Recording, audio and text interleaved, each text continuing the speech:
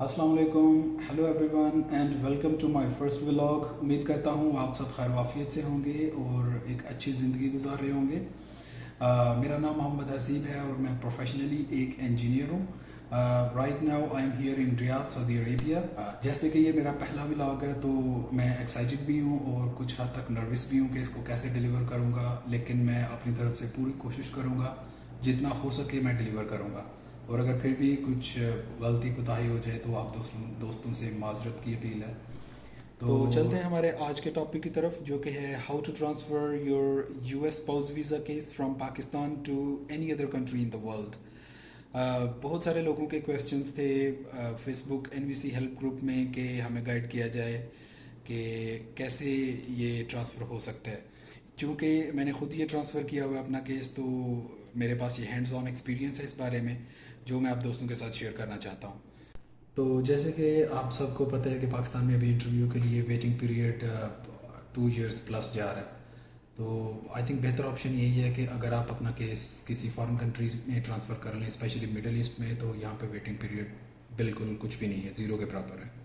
मतलब जो ही आपके डॉक्यूमेंट्स डीक्यू हो जाएं, डॉक्यूमेंट्स क्वालिफाइड हो जाएं, तो उसके कुछ ही अर्सा बाद ये आपका इंटरव्यू स्केड्यूल कर देते हैं।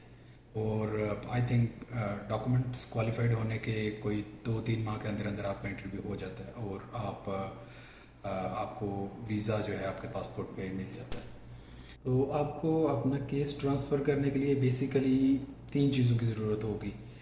इनिशियली तो आपका केस USCIS में आप एप्लीकेशन एंटर करेंगे और वो उधर आई थिंक उनका 10 to 11 मंथ्स का प्रोसेस टाइम होता है।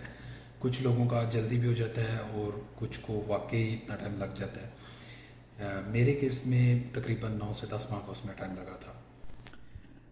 तो USCIS में प्रोसेस कंप्लीट होने के बाद आपके documents national visa centre NVC में ट्रांसफ़र हो जाते हैं और वहाँ पे आपसे वो फ़ी वगैरह रिक्वायर्ड करते हैं, जो भी रिक्वायर्ड फ़ीस होती है और सपोर्टिंग डॉक्यूमेंट्स। तो उस ड्यूरेशन में आप अपना केस भी ट्रांसफ़र कर सकते हैं किसी भी कंट्री में। तो केस ट्रांसफ़र करने के लिए आपको बेसिकली 3 चीज़ें रिक्वायर्ड होती हैं: NVC इनवाइस नंबर और केस नंबर।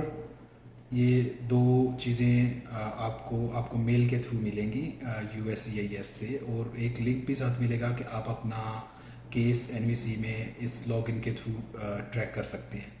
तो आप ये तीनों चीज़ें आपको मिल जाएंगी। उसके बाद आपको किसी भी फॉरेन कंट्री का, जैसे कि मेरे केस में मैंने अपना केस सऊदी में ट्रांसफ़र किया, तो उसके लिए मुझे सऊदी का वीज़ा और एंट्री स्टैम्प, जैसे किसी भी कंट्री में आप एंटर हों तो एक एंट्री स्टैम्प आपके पासपोर्ट पे लगती है वो।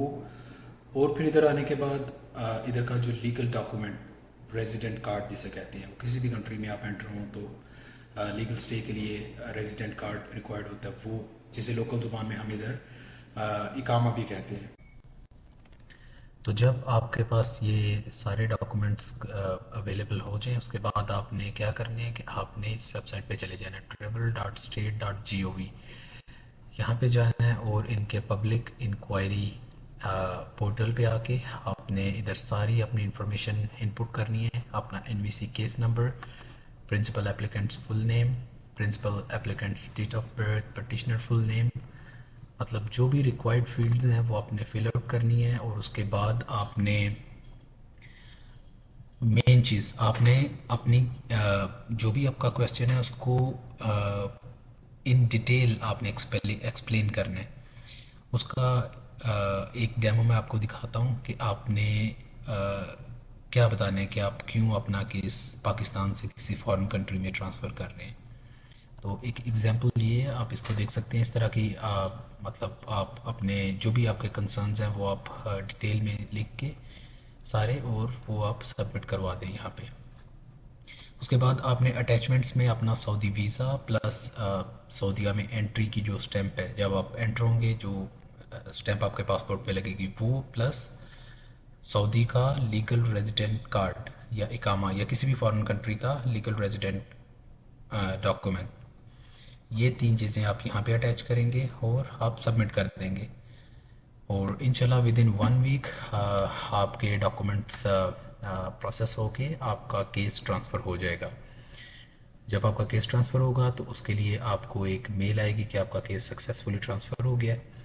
और दूसरे नंबर पे आप अपने NVC पोर्टल पे भी जाके चेक कर सकते हैं। जी, तो उम्मीद करते हैं मेरी आज की ये पहली वीडियो आपको पसंद आई होगी और किसी हद तक आपके कंसर्न्स क्लियर हुए होंगे। और इंशाल्लाह आने वाले दिनों में हम और भी इस तरह की वीडियोस बनाएंगे। हमारी नेक्स्ट वीडियो होगी कि आपका केस ट्रांसफ़र होने के बाद आप उसको एक्सपेडाइट कैसे कर सकते हैं, मतलब फ़र्दर जो भी प्रोसेस है वो कैसे करना है। और केस ट्रांसफ़र होने के बाद फर्दर एनवीसी में कौन कौन से डॉक्यूमेंट्स रिक्वायर्ड होंगे डीक्यू के लिए। और फिर उसके बाद अगर आपका केस इधर रियाद एम्बेसी में ट्रांसफ़र हो जाएगा तो उधर कौन कौन से डॉक्यूमेंट्स रिक्वायर्ड होंगे, और सऊदी लाइफ के बारे में इंशाल्लाह फर्दर हम इसको इन डेप्थ डिस्कस करेंगे जो भी इश्यूज़ होंगे।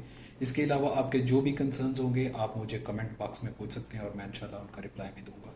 और एक छोटी सी रिक्वेस्ट है आपके लिए कि प्लीज़ मेरे चैनल को लाइक एंड सब्सक्राइब कीजिए ताकि मेरा हौसला बढ़े और मैं और भी इस तरह की अच्छी अच्छी वीडियोस बना सकूं।